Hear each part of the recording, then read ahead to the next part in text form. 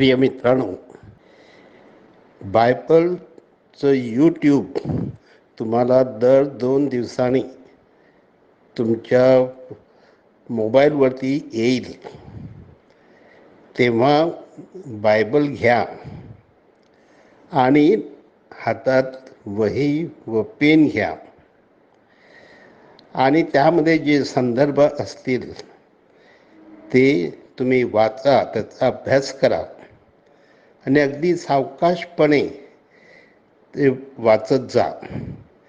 जर तुम्हाला एका ठिकाणी पॉज घ्यायचा असेल तर पॉज घ्या. एखादं वाक्य लिहायचं असेल तर लिहून घ्या. एखादा मुद्दा अगदी त्याच्याखाली रेषा ओढायची असेल तरी घ्या. परंतु हा यूट्यूब तुमच्याकडे सतत राहणार आहे, त्यामुळे घाबरू नका.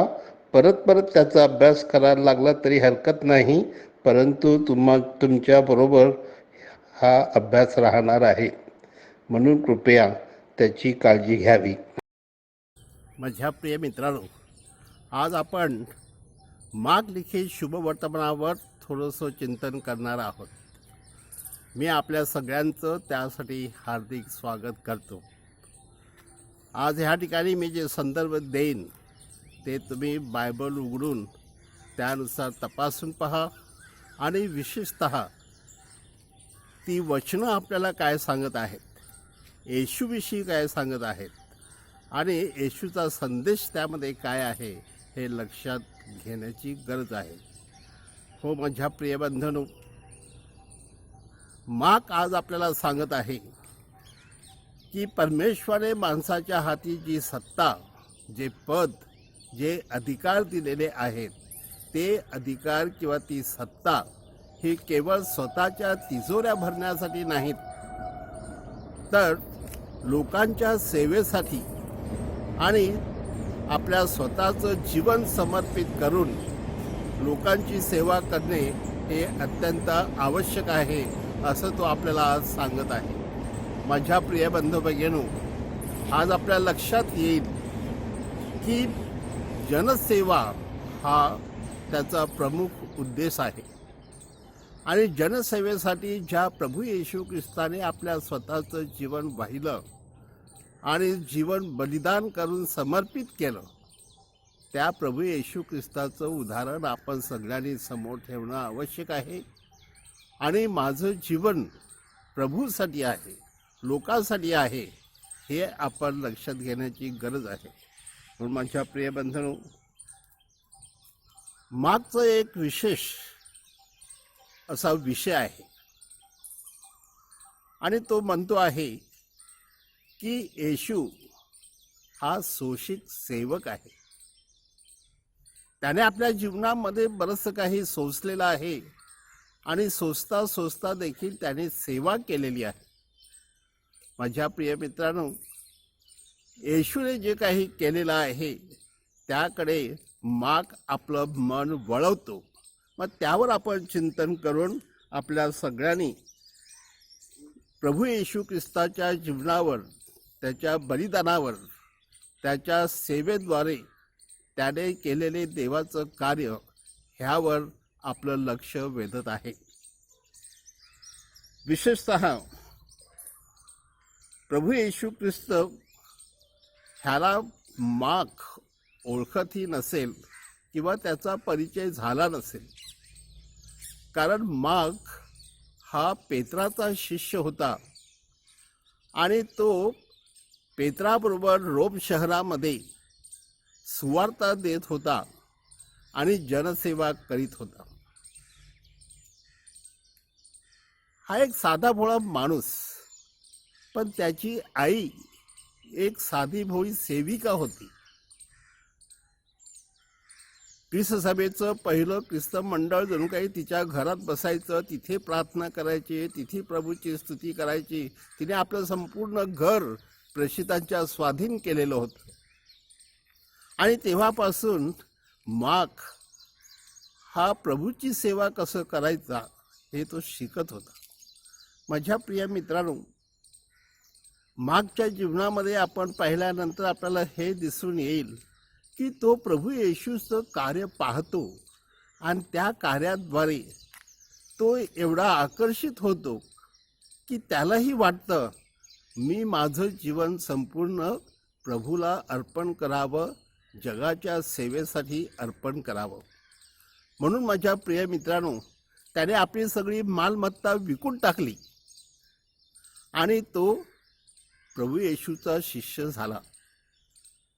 त्याने ठरवलं ह्या जगामध्ये काही नाही, जे काही प्रभूने मला दिलेलं आहे ते प्रभूचं आहे आणि मी माझं जीवन प्रभूला समर्पित करेन, प्रभूच्या लोकांची सेवा करेन असं समजून त्याने आपली मालमत्ता विकून टाकली, गोरगरिबांना दिली आणि तो प्रभूच्या सेवेसाठी प्रेषितांच्या मागे जाऊ लागला. माझ्या प्रिय बंधूंनो, ह्याला दुसरं एक कारण की जो बार्नबस होता तो बार्नबस देखील असाच होता आणि त्याने देखील आपली मालमत्ता प्रभूसाठी विकली होती आणि त्याने देखील प्रभूला आपलं जीवन समर्पित केलेलं होतं. प्रेषितांबरोबर, विशेषतः पौलबरोबर तो जायचा आणि तो प्रेषित कार्य करीत असे. आपण एक लक्षात घेतलं तर प्रभू येशू ख्रिस्त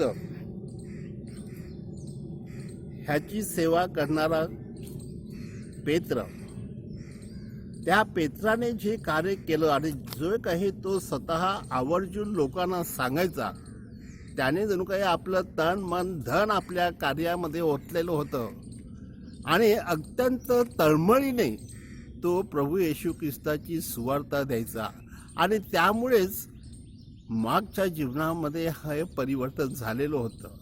मार्कने आपल्या स्वतःच्या जीवनामध्ये जणू काही पेत्र जे सांगत होता ते जणू काही टिपून घेतलेलं होतं आणि ते त्याने आपल्या लोकांना सांगण्यासाठी प्रयत्न केलेला आहे.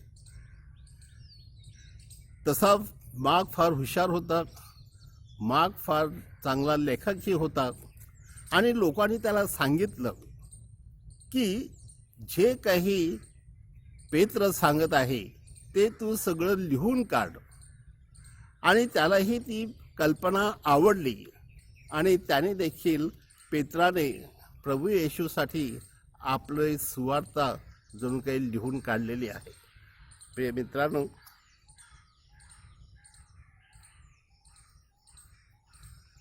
मार्कच्या जीवनात किंवा त्याच्या शुभवर्तमानामध्ये त्याने काही विशेष मुद्दे मांडलेले आहेत की जे मार्कच्या शुभवर्तमानाची वैशिष्ट्य आहे. म्हणून पहिला भाग म्हणजेच येशू आपल्या सर्वांना सेवाभाव शिकवतो. म्हणून मार्कने काही गोष्टी नमूद केलेल्या आहेत की ज्या वेळेला प्रेषित एकत्र चाललेले होते आणि त्यांच्यामध्ये चर्चा चालू होती की सगळ्यात मोठा कोण, आणि ते जेव्हा येशू ऐकतो, नंतर येशू त्याला सांगतो की तुम्हामध्ये ज्याला मोठं व्हायचं असेल त्याने सगळ्यांचा सेवक झालं पाहिजे आणि जो मोठा होऊ पाहतो त्याने सर्वात लहान होऊन सर्वांची सेवा केली तरच तो सर्वात मोठा आहे.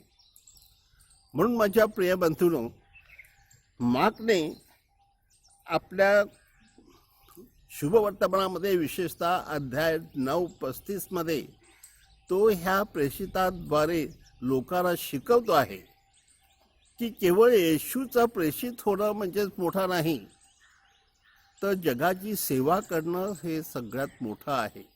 आणि म्हणून मदर तेरेसा हे जगामध्ये सगळ्यात मोठी होऊन गेली, कारण परमेश्वराने तिला हे वरदान दिलेलं होतं आणि तिने अगदी गरिबातल्या गरिबांची सेवा करण्यासाठी आपलं जीवन समर्पित केलं. माझ्या प्रिय बंधूंनो, ज्या वेळेला योहान आणि याकूब हे दोघे भाऊ येशूकडे आलेत, त्यावेळेला येशूने त्यांना सांगितलं की माझ्या उजवीकडे किंवा माझ्या डावीकडे बसण्याचा अधिकार ज्याला आहे ते सगळ्यांचे सेवक झाले पाहिजे. केवळ सगळ्यात मोठा होणं म्हणजेच पद आणि प्रतिष्ठा किंवा अधिकार नव्हे, तर तुमच्या सेवेद्वारेच तुम्ही मोठे होऊ शकतात. आणि म्हणून माझ्या प्रिय बंधू भगिनींनो, आजच्या ह्या दिवशी आपण पाहतो की ज्या वेळेला योहान मागचं शुभवर्तमान तुम्ही पहा की अध्याय 10:37 जेव्हा येशू ह्या 2 शिष्यांना जणू काही समजावून देतो, तेव्हा दुसऱ्याला राग येतो की हे दोघे मोठे होऊ पाहतात. परंतु येशूचा संदेश सगळ्यांना होता की ज्या कुणाला मोठं व्हायचं असेल त्याने सगळ्यात लहान होऊन जगाची सेवा केली पाहिजे. हो माझ्या प्रिय बंधू भगिनींनो, आजच्या ह्या शुभवर्तमानामध्ये आपण पाहणार आहोत की मत्तय हे रोमन लोकांना लिहित आहे. कारण पेत्र हा रोम शहरामध्ये सुवार्ता पसरवित होता आणि रोमी लोक हे सत्ता आणि अधिकार गाजवीत, जणू काय सत्ता आणि अधिकारासाठी ते हपापलेले होते आणि जगाच्या कानाकोपऱ्यात सगळ्या लोकांवरती सत्ता आपल्याला मिळावी हाच एक त्याचा दृष्टिकोन होता. आणि अशा ह्या अधिकारी लोकांना, राजकारणी लोकांना आणि विशेषतः जे पदाधिकारी आहेत त्यांना की तुम्ही हे पद, ही सत्ता केवळ स्वतःसाठी वापरू नये, तर जगाच्या कल्याणासाठी. म्हणून गोरगरिबावरती प्रेम करा, त्यांची सेवा करा, तर तुम्हाला स्वर्गाचं राज्य मिळेल. हो माझ्या प्रिय मित्रांनो, देवाचं राज्य हे कसं असावं आणि काय कसं आपण ते मिळवू शकतो ह्याकडे देखील मार्कने लोकांचं लक्ष वेधलेलं आहे. त्याचं दुसरं एक वैशिष्ट्य आहे ते म्हणजे शिष्यत्वाचं वैशिष्ट्य, की प्रभू येशू ख्रिस्ताचे सगळ्यांनी शिष्य व्हावे हा त्याच्या मनात एक महत्त्वाचा मुद्दा आहे. आणि विशेषतः ज्या वेळेला प्रभू येशू ख्रिस्त आपल्या शिष्यांना बोलावतो, म्हणून मार्क अगदी पहिल्याच अध्यायामध्ये, अध्याय 1:16-20 ह्यामध्ये येशू आपल्या शिष्यांना पाचारण करतो आणि ते शिष्य उठतात आणि येशूच्या मागे जातात. पहिल्या प्रथम पेत्र आणि त्याचा भाऊ अंद्रेया हे आपल्या बोटीमध्ये जाळे नीट करत होते आणि येशूने त्यांना बोलावलं आणि त्याने आपली जाळी, आपली बोट तशीच ठेवून ते येशूच्या मागे गेले. जो काही दोन्ही भावांनी हा स्वतःचा त्याग केलेला आहे आणि सगळं काही सोडून येशू हा सगळ्यात महत्त्वाचा आहे, येशू हा जीवन देणारा आहे, येशू हाच आपल्याला जीवनामध्ये महत्त्वाचं स्थान देणारा आहे, म्हणून आपण येशूसाठी त्याग केला पाहिजे असं जणू काही ते आपल्याला सांगत आहे. माझ्या प्रिय मित्रांनो, जर आपण पुढेही पाहिलं तर येशू ख्रिस्त आपले शिष्य निवडतो आणि ते शिष्य उदाहरणार्थ मत्तय, की मत्तय ह्याला प्रभू येशू ख्रिस्त बोलावतो, तो देखील आपल्या स्वतःचा जकातीचा नाका सोडून तो येशूच्या मागे जातो. मुद्दा हाच आहे की ज्या वेळेला प्रभू येशू ख्रिस्ताने त्याला बोलावलं आणि त्याच्या डोळ्यात पाहिलं, तेव्हा मत्तयला काहीतरी वेगळा अनुभव आला आणि त्या अनुभवातून मत्तयने आपलं जीवन समर्पित करायचं ठरवलं. हो माझ्या प्रिय बंधू भगिनींनो, ज्या वेळेला प्रभू येशू ख्रिस्त आपल्या शिष्यांना अधिकार देतो, भूत काढण्याचा अधिकार देतो, अशुद्ध आत्मे काढण्याचा अनुभव देतो आणि ते सामर्थ्य त्यांच्यामध्ये येतं आणि प्रेषित जेव्हा कार्याला सुरुवात करतात त्यावेळेला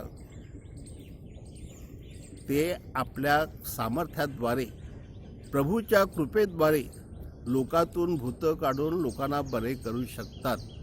ह्याचा अर्थ हाच आहे की प्रभू येशू ख्रिस्ताने आपल्या शिष्यांना घडवलं आणि विशेषतः त्यांना काही महत्त्वाची गोष्टी सांगितल्या.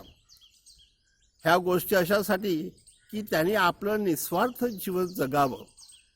म्हणून तो सांगतो, वाटेसाठी काही घेऊ नका किंवा कपडे लत्ते एक एक असू द्या. ह्याचं उद्दिष्ट हेच आहे की प्रभू येशू ख्रिस्त आपल्या शिष्यांना सांगत आहे की तुम्ही आपलं जीवन प्रभूला अर्पण करा. की जगामध्ये हे सगळे मोह आहेत, पैसा आहे, वस्तू आहेत, निरनिराळ्या गोष्टी आहेत की त्यामुळे तुम्ही अडकून बसू नका.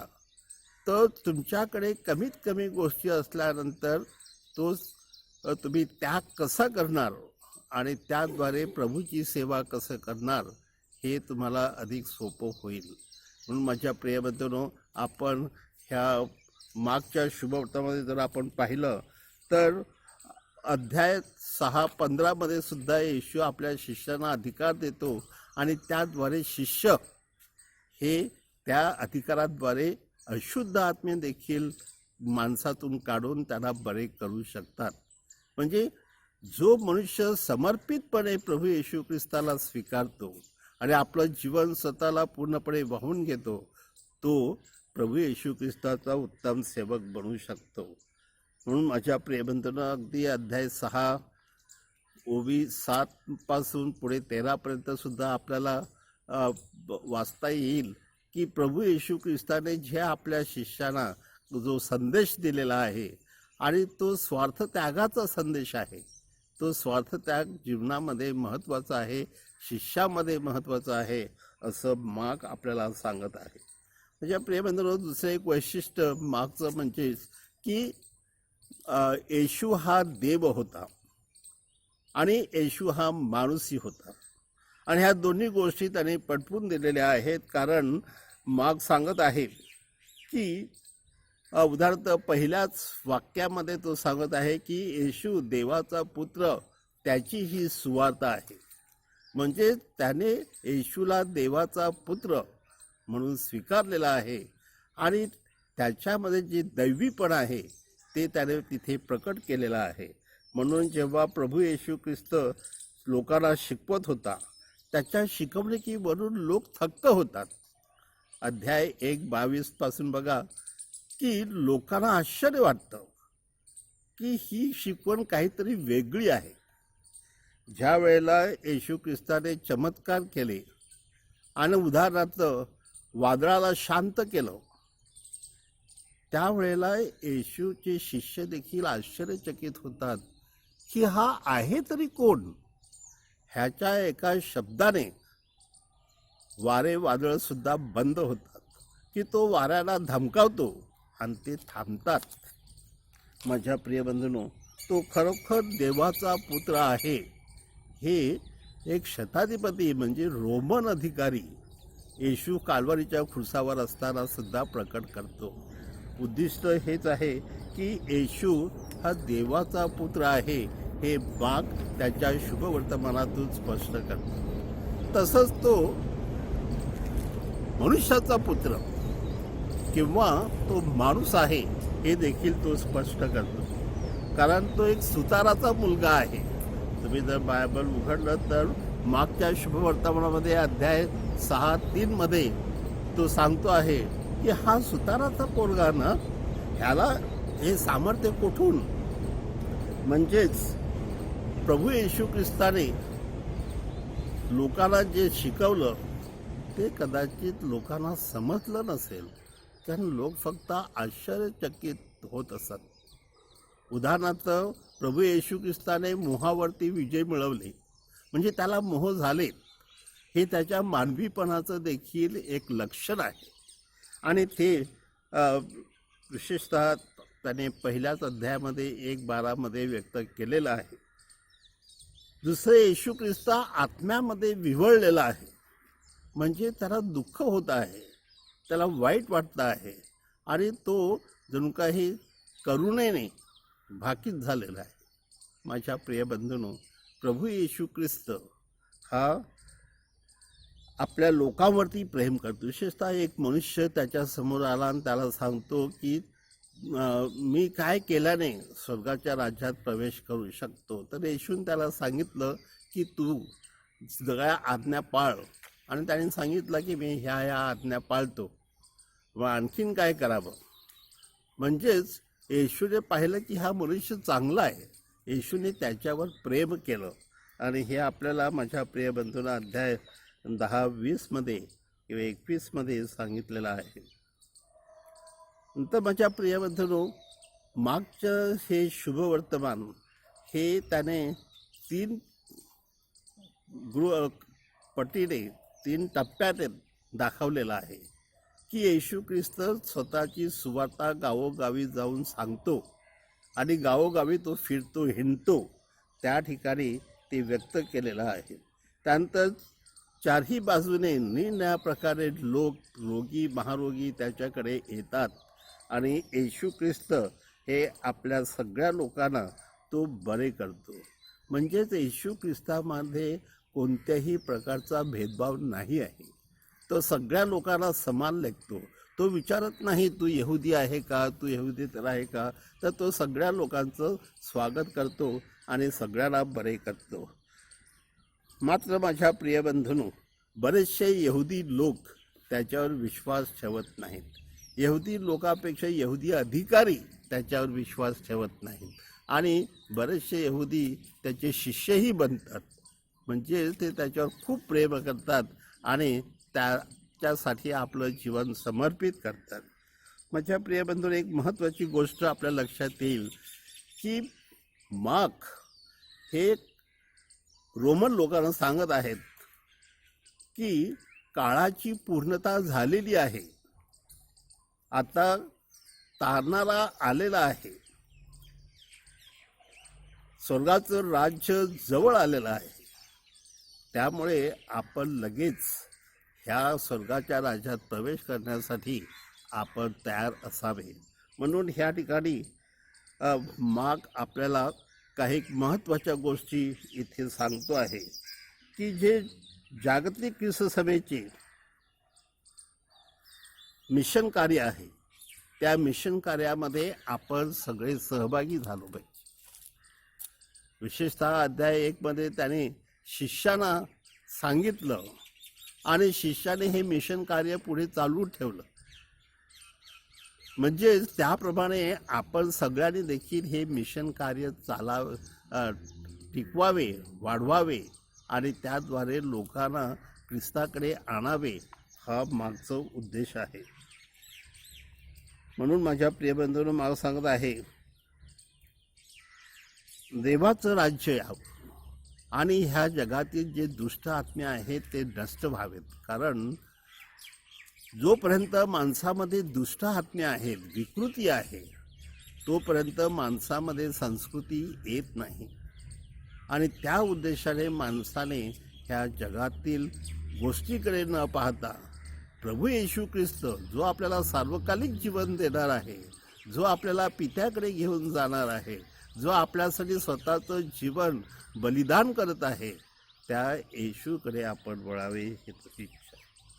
माझ्या प्रिय बंधूंनो, मागचा एक शेवटचा मुद्दा आपण लक्षात घेतला पाहिजे, ज्याचं वैशिष्ट्य आहे की पेत्राने ज्या ज्या गोष्टी सांगितलेल्या आहेत त्या गोष्टी मार्क टिपून ठेवतो. उदाहरणार्थ येशू पेत्राच्या सासूला बरे करतो आणि त्यामुळे पेत्र हा किती आनंदित झालेला आहे, प्रभूचे किती ऋण त्याच्यावरती आहेत हे तो व्यक्त करतो.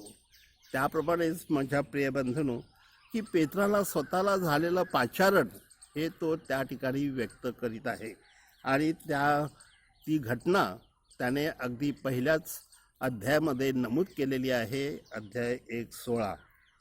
त्यानंतर ह्या पीटरला प्रभू येशूने पेत्राचं नाव दिलेलं आहे की तू पेत्र आहेस आणि तू पेत्र आहेस आणि तुझ्यावरती मी माझी ख्रिस्त सभा उभारीन. माझ्या प्रिय बंधू भगिनींनो, हे आपण लक्षात घेऊया की प्रभू येशू ख्रिस्ताने आपल्या सगळ्यांना जणू काय पेत्राद्वारे एक आदेश दिलेला आहे की ख्रिस्त माझ्यावरती ही ख्रिस्त सभा उभारत आहे आणि मला ती पुढे चालवली पाहिजे. त्यानंतर पेत्राला डोंगरावरती जो अनुभव आला होता येशूच्या परिवर्तनाचा, तो देखील मार्कने नमूद केलेला आहे. आणि त्याद्वारे पेत्र सांगत आहे की प्रभू आपण इथंच राहावं, किती चांगलं आहे. म्हणजे पेत्राला आलेला अनुभव हा मार्क टिपून घेतो आणि तो लोकांना सांगत आहे. तसं गेसेमनी बागेमध्ये जर आपण गेलात अध्याय 14 तर 14:33 तो मुद्दामून दाखवत आहे की पेत्राला किती दुःख होतं. येशू ख्रिस्त आपल्या स्वतःच्या जीवनामध्ये सांगत आहे तेव्हा त्याला दुःख होतं. म्हणून प्रभू येशू ख्रिस्ताने ह्यासाठी प्रयत्न केलेले आहेत. हो प्रिय बंधूंनो, येशू ख्रिस्त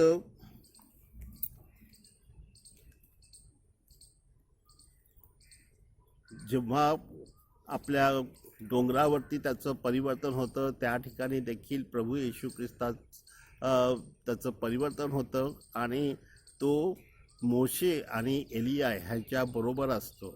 माझ्या प्रिय बंधूंनो, अशा पद्धतीने मार्कने पेत्राच्या जीवनातील जे कडू गोड अनुभव आहेत त्या अनुभवातून पेत्र काय शिकला आणि त्याने आपलं जीवन प्रभूला कसं दिलं. विशेषतः पेत्र सांगतो आहे की सगळे लोक तुला सोडून गेले तरी चालतील, पण मी तुला कधीही सोडणार नाही.